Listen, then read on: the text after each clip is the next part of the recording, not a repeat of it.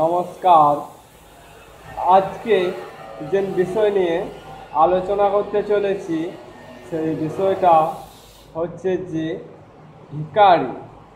ভিখারিকে কেউ অপমান করিবেন না। যদি কোনো ভিখারিকে অপমান করা হয় তাহলে আপনি মজা পাবেন, ঠিক আছে, কিন্তু আপনার পুণ্য কাজটা একদিন নষ্ট হয়ে যাবে। একটা পাপ আর একটা পুণ্য বলে বিষয় আছে। যদি ভিখারিকে অপমান করা হয় তাহলে আপনার একটা পুণ্য কাজ থেকে আপনার একটা পাপ হবে গ্যারান্টি। হ্যাঁ, ভগবান কখন কোন বেশে আসে আমরা কেউ বুঝতে পারি না।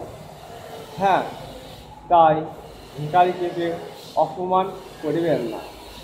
হ্যাঁ, রাজা থেকে ভিখারি পরিণত হয় বা ভিখারি থেকে রাজা পরিণত হয়, কারণ এসব সবই ভগবানের লীলা।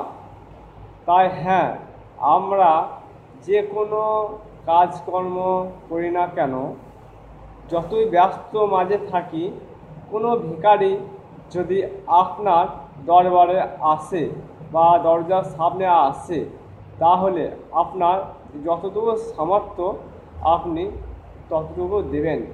দেখবেন যে সে অনেকটা খুশি হয়ে আপনাকে বলবে, খুব একটা আশীর্বাদ দিয়ে যাবে, যে আপনি একটা আশীর্বাদ পাবেন।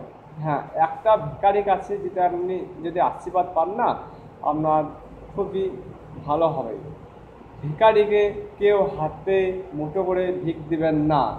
ঘরে কোনো একটা জায়গা মধ্যে যেমন পারিবেন সেরকম দিবেন। হাতে মুঠো করে ভিখারিকে ভিক দিলে পারে কি হয় জানেন, সংসারে আপনার বুঝতে পারবেন না যে এমন একটা পরিণতি আসবে, আপনার পরিবার কি সব কিছু ধ্বংস পরিণত হয়ে যাবে, বা আপনার ঘর এবার শূন্য হয়ে যাবে।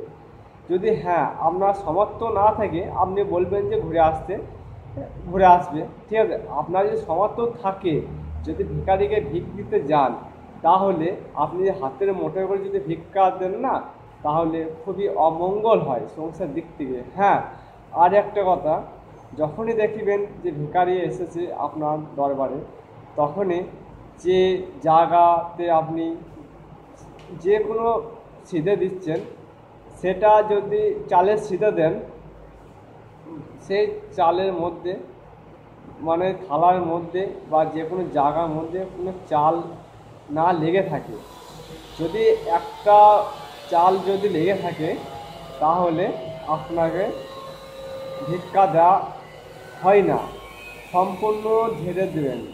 হ্যাঁ, আর হ্যাঁ, আপনারা একটা পরিবারকে যদি আপনি সাহায্য করতে পারেন, তা ভগবান আপনাকে খুবই মঙ্গল করবেন।